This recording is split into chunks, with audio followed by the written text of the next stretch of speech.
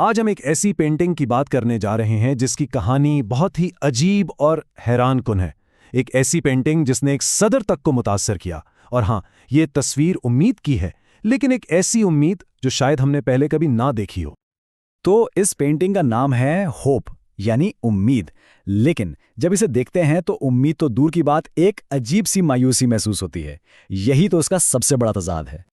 सवाल तो यही उठता है कि भाई अगर इसका नाम उम्मीद है तो ये इतनी उदास, इतनी बेआसरा क्यों दिखती है? जब ये पेंटिंग पहली बार सामने आई तो सबके जहन में यही सवाल था। जरा देखिए कि जीएफ वॉट्स का आइडिया कितना मुख्तलिफ है। आमतौर पर उम्मीद को हमेशा एक नौजवान, रोशन औरत की शक्ल में दिखाया जाता था, जो फूल या कोई और अच्छी चीज पकड़े हुए हो। लेकिन वॉट्स ने क्या किया? उसने उम्मीद को एक ऐसी शख्सियत बनाया जिसकी आंखों पर पट्टी बंदी है, जो बिल्कुल अकेली है और हाथ में एक टूटा हुआ साज है, यानी बिल्कुल एक अलग जाविया। तो चलिए इस पेंटिंग के गहरे पैगाम को समझने के लिए इसकी अलामतों को एक एक करके देखते हैं। हर चीज के पीछे एक मतलब छुपा है। सबसे पहले आंखों पर पट्टी। ये एक बहुत ही जुर्रतमंदाना कदम था। यूरोपीय आर्ट में पहले कभी होप को अंधा नहीं दिखाया गया था। वॉट्स का ख्याल ये था कि ये ऐसी उम्मीद है जिसे आगे क्या होगा इसकी कोई तवक्को नहीं है, ये बस इसलिए जिंदा है क्योंकि ये मौजूद है। फिर देखिए इसके हाथ में बरबत। ये साज टूटा हुआ है, इसकी सारी तारें टूट चुकी हैं सिवाय एक के। तो ये नाउमीदी भी दिखाता है, लेकिन साथ ही साबित कदमी भी, कि सब कुछ तबाह होने के बाद भी मौसीकी पैदा करने के लिए एक आखिरी तार बची है। क्या जबरदस्त इस्तिआरा है ना? और ये शख्सियत बैठी कहाँ है?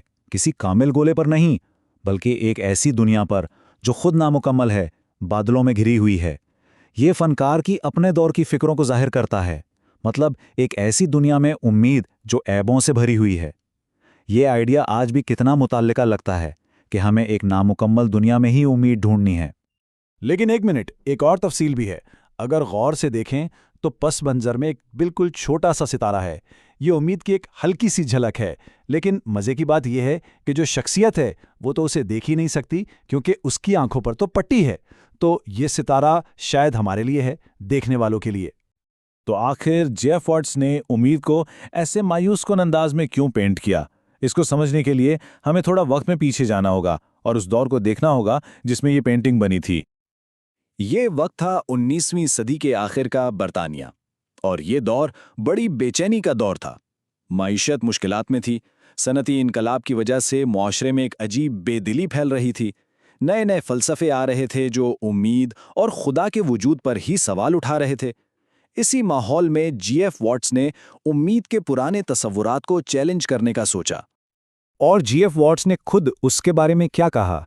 उनके अपने अल्फाज में, मैंने उम्मीद को अंधा बनाया ताकि वो किसी चीज़ की तवक्को ना करे। मतलब साफ है, ये वो उम्मीद नहीं है जो किसी गारंटी के सहारे हो। ये बस होने की उम्मीद है। अब ऐसी पेंटिंग पर लोगों का रद्द-ए-अमल क्या था? जैसा कि आप सोच सकते हैं, बहुत मिला-जुला।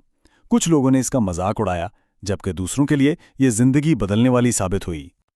मिसाल के तौर पर उस वक्त के एक तंजिया मैगजीन ने इसका मजाक उड़ाते हुए लिखा कि ये तो एक ऐसी नौजवान औरत लग रही है जो खुद को एक गांठ में बांध रही हो और एक पनीर पर तवाजुन कायम करने की कोशिश कर रही हो। मतलब उन्हें उसकी गहराई बिल्कुल समझ नहीं आई। लेकिन दूसरी तरफ एक ये कहानी भी है। कहा जाता है कि एक औरत जो खुदकुशी करने दरियाए टीम्स जा रही थी, उसने रास्ते में एक दुकान की खिड़की में इस पेंटिंग का प्रिंट देखा और उससे इतनी हिम्मत मिली कि उसने अपना इरादा बदल दिया। जरा सोचिए, जहां नाक़दीन को मजाक नजर आ रहा था, वहीं किसी ने उसमें जीने की वजह ढूंढ ली। और शायद यही इस पेंटिंग का कमाल है।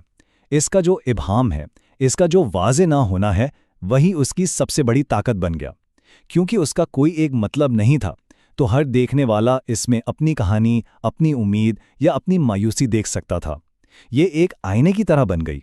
लेकिन इस पेंटिंग की कहानी यहाँ ख़त्म नहीं होती। इसके बाद जो इसका सफ़र है वो तो और भी ज़्यादा हैरत अंगेज़ है। चलिए देखते हैं कि ये विक्टोरियन पेंटिंग 21वीं सदी की एक आलमी अलामत कैसे बनी। तो 1886 में ये पेंटिंग बनी।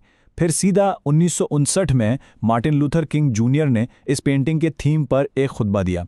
इसके कई सालों बाद 1990 में रेवरेंड जेरेमिया राइट ने इसी पेंटिंग पर एक बहुत ताकतवर तकरीर की।